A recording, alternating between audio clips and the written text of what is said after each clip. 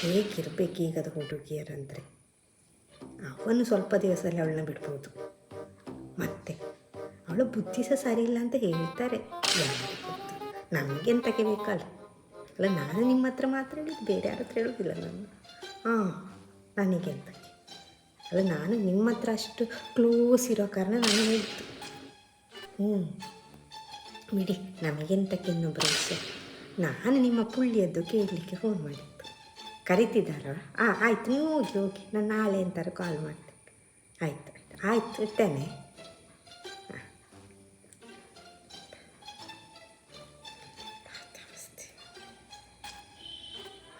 ಜಲಜನಿಗೆ ಒಂದ್ಸರಿ ಕಾಲ್ ಮಾಡಿ ಸ್ವಲ್ಪ ಕೂತ್ವ. ಹಲೋ ಜಲಜ, ಫೋನ್ ಹತ್ರ ಕೂತಿದ್ಯಂತೆ. ಹೌದಾ, ಮರ್ಮಲಿದ್ದಾಳೆ, ಎಲ್ಲ ವೇಲೆ ಮಾಡ್ತಾಳೆ. ನಿನ್ನ ಭಾಗ್ಯವ ಈ ಥರ ಮರ್ಮಲ ಸಿಕ್ಕಿತ್ತು, ಎಲ್ಲ ವೇಲೆ ಮಾಡ್ತಾಳೆ. ಅಲ್ಲ, ಅವಳು ಬ್ಯಾಂಗ್ಳೂರಿನವಳಲ್ಲ, ಅದೆಲ್ಲ ಮಾಡ್ತಾಳಲ್ಲ. ಈ ಥರ ಮರ್ಮಲ ಸಿಕ್ಕಬೇಕು. ನನ್ನ ಮಗನಿಗೆ ಸಹ ಹುಡುಕುತ್ತಾ ಇದ್ದೇವೆ ನಾವು. ಹೌದು, ನಿನ್ನ ಮರ್ಮಲ್ ಥರನೇ ಸಿಕ್ಕಿದ್ರೆ ಭಾಗ್ಯ. ನನಗೀಗ ಇವರು ಕಾಲ್ ಮಾಡಿದರು, ಯಾರೋ ನಮ್ಮ ಸುಶೀಲಕ್ಕ.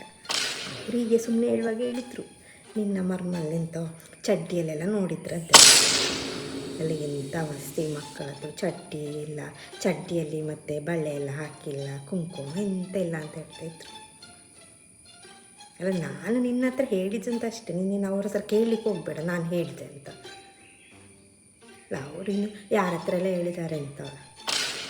ಅವ್ರಿಗೆ ಅಂಥದ್ದೇ ಬೇಲೆ, ಎಲ್ಲರ ಹತ್ರ ಇದು ಇನ್ನೊಬ್ಬರವರ ಮೇಲೆ ಒಂದು ಕಣ್ಣು. ಇದೇ ಕೆಲಸ. ನೀನೆಂತ ಹೇಳಲಿಕ್ಕೆ ಹೋಗಬೇಡ. ಈಗದ ಮಕ್ಕಳಲ್ಲ, ಚಿಕ್ಕ ಮಕ್ಕಳಲ್ಲ, ನಮ್ಮ ಪ್ರಾಯದವರೆಲ್ಲ ಸಾರಿ ಉಡಬೇಕು. ಅವರೆಂತಕ್ಕೆ ಉಡೋದು? ಅದೇ ಅವರೆಲ್ಲ ಈ ಟೈಮಲ್ಲಿ ಎಂತ ಎಂಜಾಯ್ ಮಾಡೋದಲ್ಲ, ಅವರೆಲ್ಲ ಮಾಡಲಿ. ನೀ ಅಂತ ಹೇಳಿಕ್ಕೆ ಹೋಗ್ಬೇಡ. ನಾನು ಆ ಥರ ಹೇಳಿದ್ರು ಅಂತ ಹೇಳಿದಷ್ಟೇ. ಹೌದು, ಅಂಥವ್ರಿಗೆ ಅದೇ ಕೇಡ ಹೌದು ಅಂತ. ಅಲ್ಲ, ನಾನು ನಿನ್ನ ಮರ್ಮಲ್ ಥರನೇ ಮರ್ಮಲ್ ಬೇಕು ಅಂತ. ಒಳ್ಳೆ ಎಂಜಾಯ್ ಮಾಡೋರೆಲ್ಲ ಆಗಿರಬೇಕು. ಮತ್ತು ನಮ್ಮ ಥರ ಮನೆಯಲ್ಲಿ ಬೀಡಿ ಕಟ್ಟಿಕೊಂಡಿರ್ಲಿಕ್ಕೆ ಆಗ್ತದೆ ಅವರಿಗೆ ಅಲ್ಲ. ಆಯ್ತಾಯಿತು, ನಿಂಗೆಂಥರ ಕೆಲಸ ಇರ್ಬೋದು. ನಾನು ಸಹ ಚಾಯಕ್ಕೆ ಬಜ್ಜಿಲು ಮಾಡಿದ್ದ. ಅದೇ ಮಾಡ್ತಾಯಿದ್ದೆ. ಈಗ ಮಗ ಬರ್ಬೋದು ಚಾಯಕ್ಕೆ, ಹೊತ್ತಾಯ್ತಲ್ಲ, 4 ಗಂಟೆಗೆ ಬರ್ಬೋದು. ಎಂಥರ ಮಾಡ್ತೇನೆ. ಆಯ್ತಾಯಿತು, ಸರಿ ಇಡ್ತೇನೆ.